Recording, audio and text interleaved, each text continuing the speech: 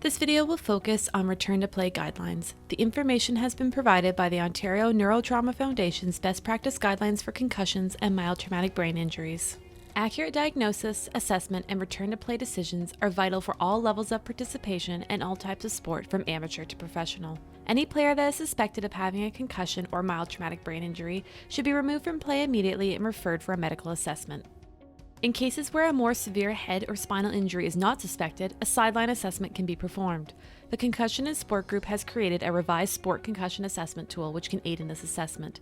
This tool can be found in Appendices 3.1 and 3.2, linked below this video. Athletes who have been diagnosed with a concussion or mild traumatic brain injury should be provided with education on the signs and symptoms of the injury, strategies on symptom management, guidance on return to play protocols, and the risks of returning to play too early without medical clearance.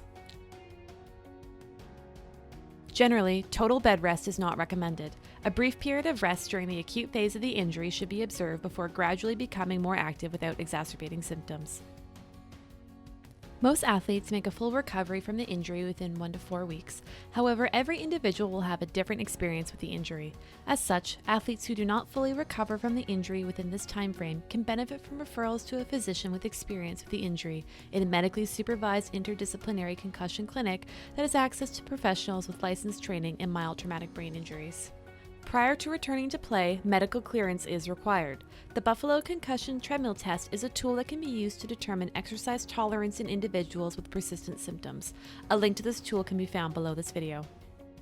Amateur athletes who have a history of multiple concussions or mild traumatic brain injuries, as well as subjective persistent neurobehavioral impairments, should be counseled by healthcare professionals about the risks of further injuries, prolonged symptoms, and slower recoveries. A gradual return to sport can be broken down into several steps. In Stage 1, begin with daily activities that do not provoke symptoms, with the goal to be a gradual return of work or school-related activities. Stage 2, introduction of light aerobic exercise. Walking or stationary cycling at a slow to medium pace is suggested, with the goal of this stage to simply have an increase in heart rate. It is not recommended to begin resistance training. In Stage 3, sport-specific exercise may begin. Running or skating drills are encouraged to be reintroduced with the goal of this stage to add movement back into the routine. It is advised that no activities involving head impact be performed. In Stage 4, more complicated training drills may be introduced to increase coordination and thinking. Resistance training may also be introduced. In Stage 5, full contact practice, the athlete may begin to participate in normal training activities following medical clearance. And in Stage 6, return to sport, they are able to resume normal gameplay. Generally, each step should take 24 hours so that an athlete would take approximately 1 week to proceed through the full rehabilitation protocol once they are asymptomatic at rest and with provocative exercise. If any post-concussion symptoms occur while in the stepwise program, then the patient should drop back to the previous asymptomatic level and try to progress again after a further 24-hour period of rest has passed. If symptoms are persistent, for example more than 10 to 14 days in adults or more than 1 month in children, the athlete should be referred to a healthcare professional who is experienced in the management of concussion.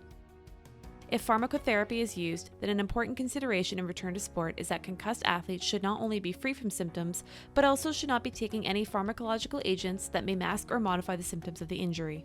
When pharmacological therapy is begun during the management of a sport-related concussion or mild traumatic brain injury, the decision to return to play while still on such medication must be considered carefully by the primary care provider. Decisions regarding return to sport as well as retirement from sport for patients with persistent symptoms and a history of multiple injuries requires an individualized approach within an interdisciplinary health team. This team may include a neuropsychologist with certified training in the administration of comprehensive neuropsychological testing, as well as a physician with experience in sport concussion and mild traumatic brain injury management.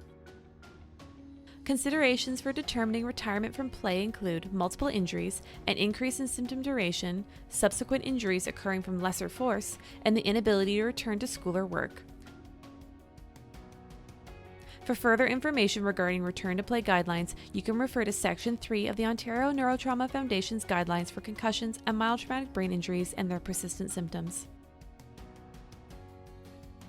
Special acknowledgements go out to the Kinesiology Department at the University of Waterloo, the Centre for Community, Clinical and Applied Research, and the Ontario Neurotrauma Foundation, which provided the funding for this video.